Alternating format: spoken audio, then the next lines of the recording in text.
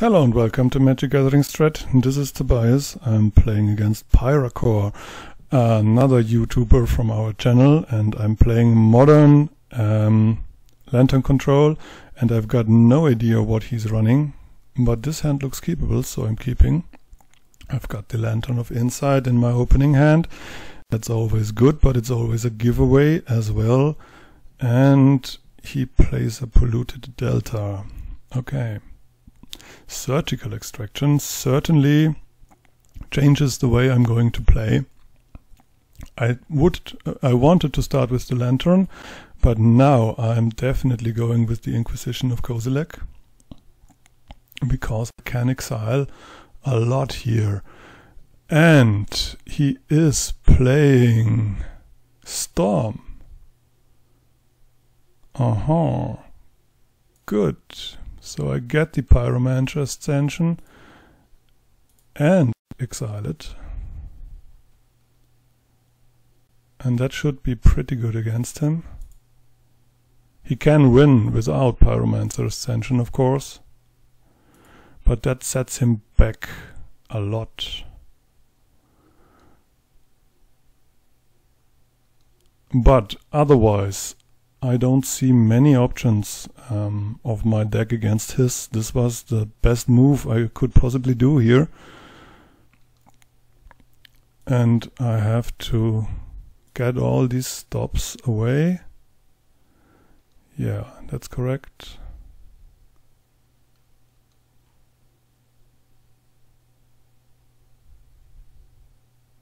Maybe I do something in his block step, yeah. No, I don't think so. Manamorphose, okay. So I hit him hard. Desperate Ravings, yes.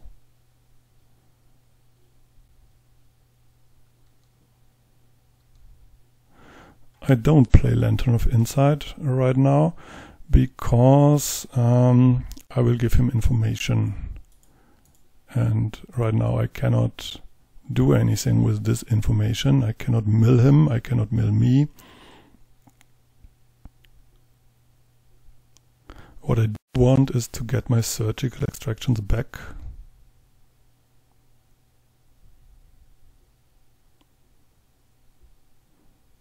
So I might and will play the Engine Stirrings next turn. And my way to get back to Surgical Extraction is the Codex Shredder and 5 mana. And if I manage this, if I can draw this game out for that long, I might win. But only then.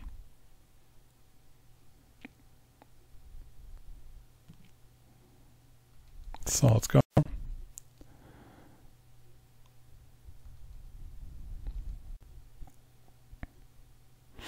Swordseize, okay. I don't want to attack. Let's deal some damage to myself. And here I guess I take the Backcleave Cliffs. I got a Lantern of Insight already in my hand. So no need to deal more damage than necessary to myself. And what is it I want here? Definitely the Serum Visions, yes.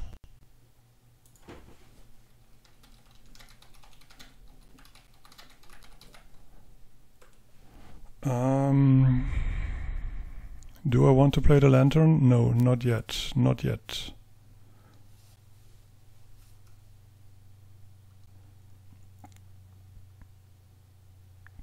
So we know of the Manamorphose in his hand. Desperate Ritual, Past in Flames, yes. And it seems to be his only way to draw cards.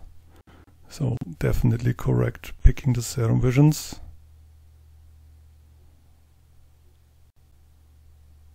Flashbacking. Okay. Guess I'm playing the bridge next, because he might run. I actually would know if I had looked with the Surgical Extraction. I didn't. This is a bad habit of me. I don't know if he runs the Goblin Token Creator. Ah, there's the bell.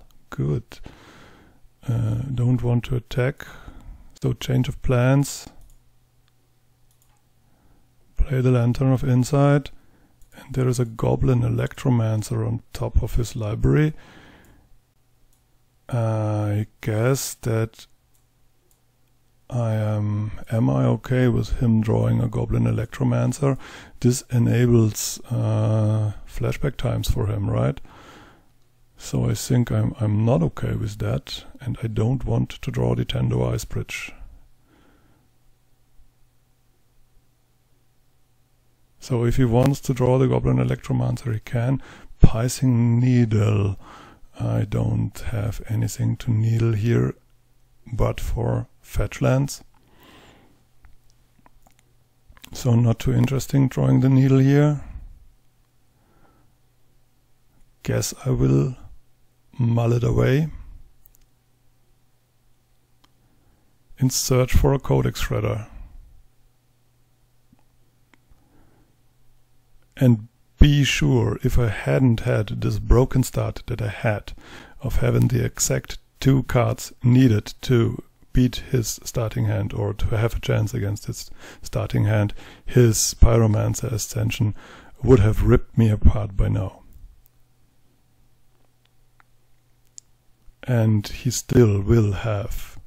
He just has to wait until he has 6 mana and maybe 7 mana, and then he can flashback his Past in Flames. I know that he has a Past in Flames in hand. So with all these rituals in the graveyard, there shouldn't be a way to win here. Obviously, after this first game, I have Grafdigger's Cage to shut down his graveyard. That will be good.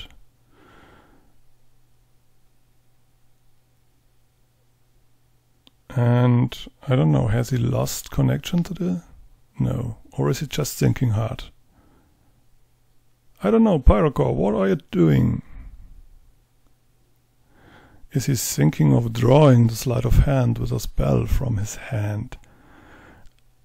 I'm pretty sure that I will mill the Piercing Needle away, because it's not okay to needle a delta. Oh, is he trying to go off? That, of course, he can do.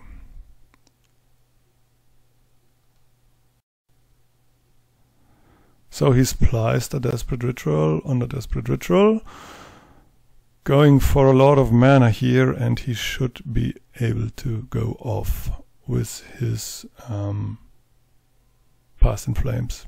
Absolutely no problem, because he's got 1, 2, 3, 4 rituals and 2 mana morphoses in the graveyard. That should be enough. And with all these draw spells, I don't think that I have a way back into this game. And winning one of the 3 matches will be paramount here.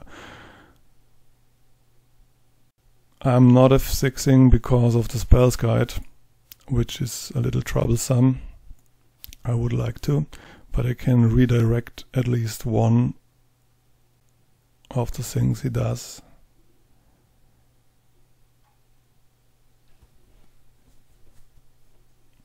I'm not boarding out the Ensnaring Bridges.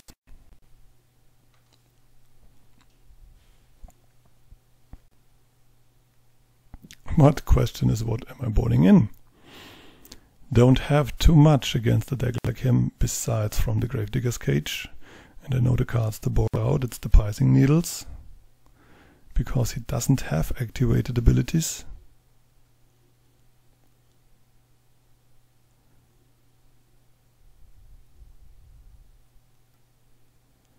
Spells Guides are not too good here as well. For him it should be an easy matchup.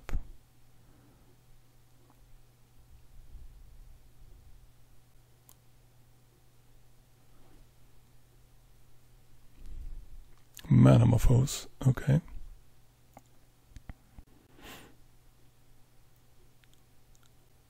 Tell me in the comments if it was wrong to exile his Pyromancer extension, but I'm pretty sure my turn 1 move is the only reason I'm still alive. He's got 23 cards to go. He's got a Past in Flames in his graveyard. And a Goblin in hand, I guess, if he wants to.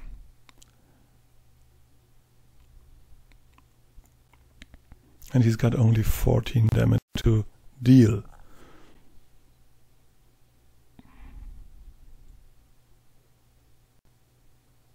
There is the Grape Shot with 16 storm count. Yes.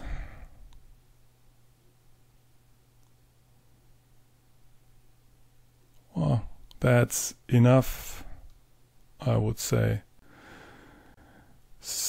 18 storm count. I can redirect only one. I can safely F6 here. And this deck is not too good against decks without activated abilities. Triggered abilities are pretty good against Lantern Control. I can tell you this much.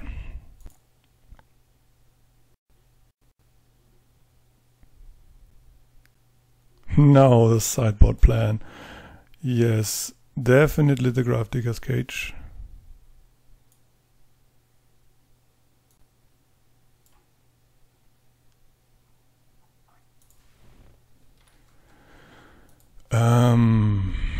Doesn't run, so I don't need the Pithing Needles, that is sure. Don't need the Pithing Needles. So Welding Jar, definitely a good one. Ensnaring Bridge isn't good, so is Spell's Guide. Spell's Guide, one can go. Yeah, he will have Artifact Destruction. Do I want Sun Droplets against him? Is life gain an option? Is there anything else I can take out? Pirate Spellbomb is good. You need 2 Sun Droplets to make Landlore Wastes produce life. But I think it's okay like this. So I have 8 silver bullets against his Pyromancer's extension.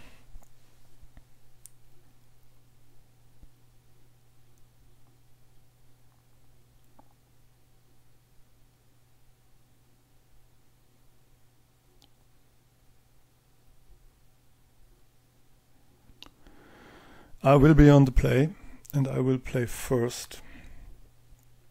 And I will have to mulligan aggressively here against him. And there is not much point in creating a lantern lock too soon because of his Past in Flames. But Grafdigger's Cage is paramount. If I have it, I can use it. And that should bring me a lot.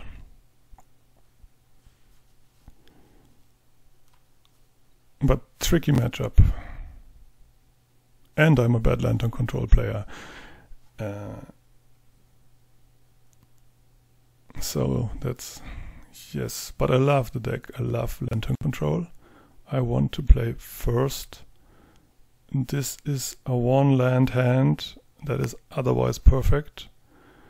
But like this, it is a mulligan, definitely. And this at least has a Grafdigger's Cage. So I'm sort of keeping this. And it has a Codex Shredder, but I need a second land. So no Codex Shredder for me.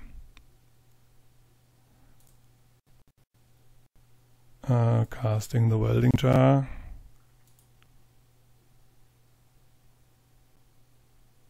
Casting the Lantern of Insight. Mox Opal, of course, is a pretty good draw here.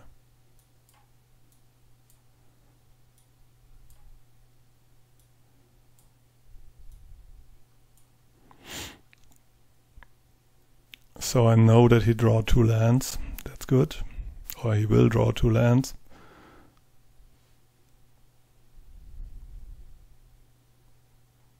And I will have Metalcraft.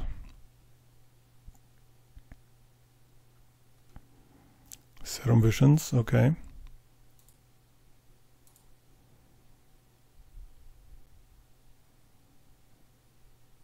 I can use Lantern of Insight to shuffle a library. Never forget that.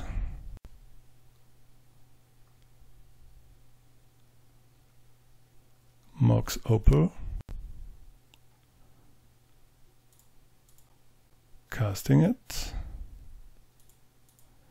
Casting the Gravedigger's Cage. Casting Ghoul Caller's Lantern. And then I'm sort of milling. I know that I shouldn't do Echoing Truth. That's a bummer. Now I need a Spells Guide. Or a discard spell. Goblin Electromancer. Of course, that is an option too. I don't want the second Gravedigger's Cage. Don't want the Landlore Waste either.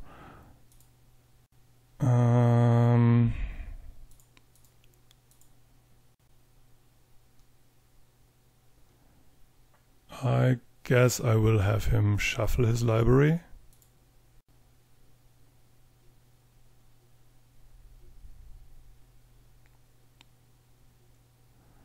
And I know that I'm drawing another Lantern, so I make him shuffle his library again.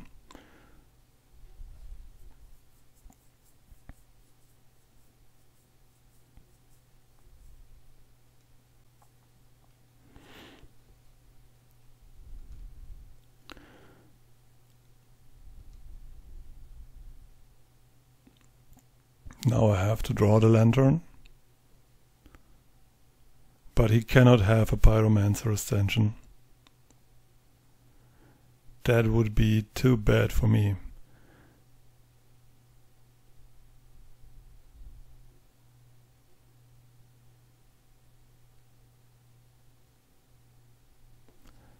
I'm going to through my resources pretty fast here.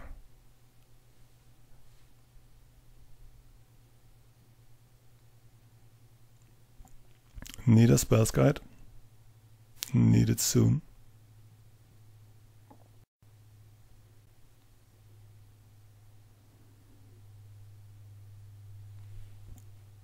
Here comes the Goblin. Of course you can just beat me with the Goblin, right? Okay, I knew that I had a Lantern coming. I can beat a Spell Pierce. I have a land coming that I don't want. I might Ghoul Caller's Bell at the end of his turn, if I get an end of his turn.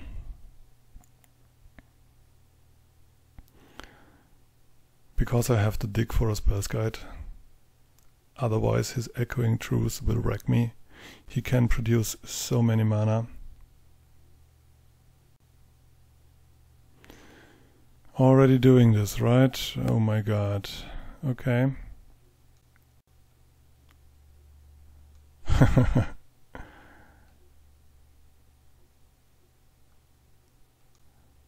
Well, now, we'll see. Probably he's got all the tools already in his hand.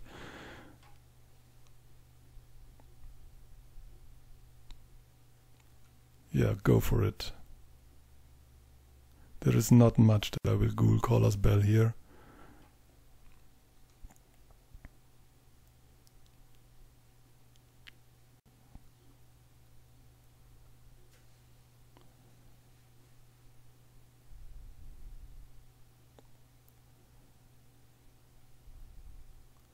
I'm seeing the top card of his library, so that's good.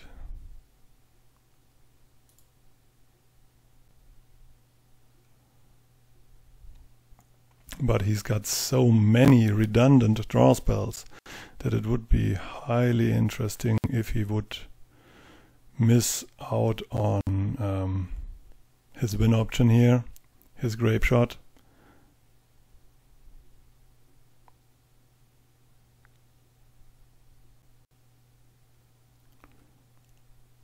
Of course, have some more mana.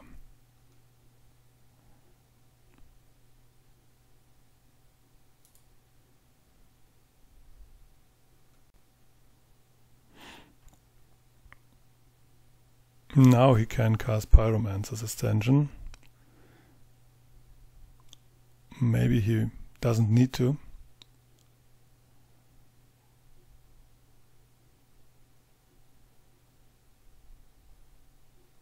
Sure, have a Pyromancer's Extension. Always yield to this.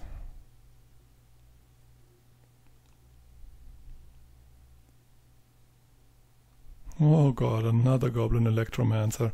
He can just beat me to death with his 2 goblins.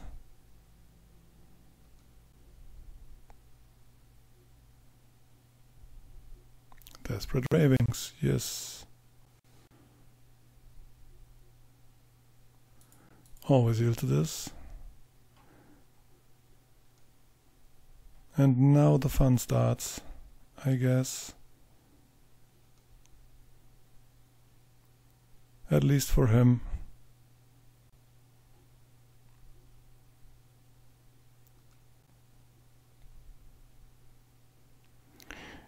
Wouldn't it be cool if he cast Empty the Warrens and I use the Ghoulcaller's Bell and find an Ensnaring Bridge, and then I die because he ensured that I have a card in hand? Would be nice, wouldn't it? Because I have exactly 3 mana available here and not 4, so I cannot empty my hand if I find a bridge, if he uses Empty Warrens, that is.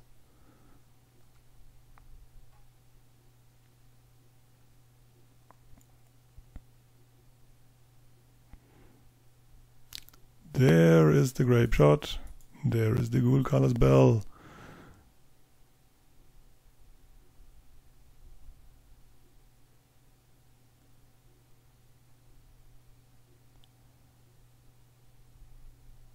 Has he an instant way of drawing a card? I don't know. That's an instant. Just flashback Desperate Ravings.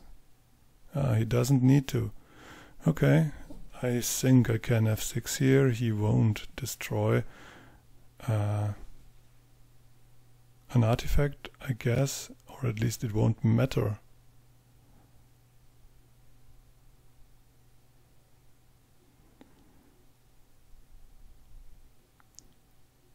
Guess he has another one in hand.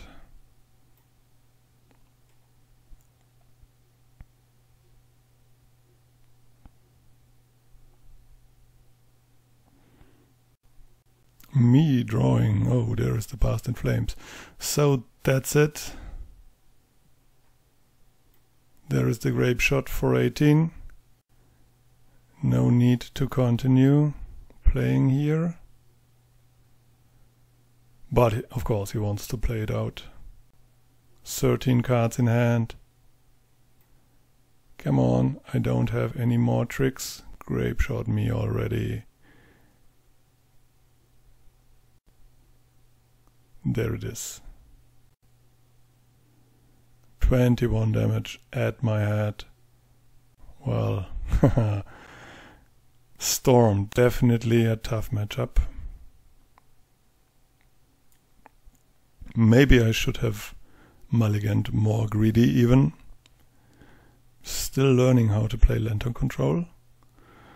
But so far I have found limitations of this deck, and I thank you for watching.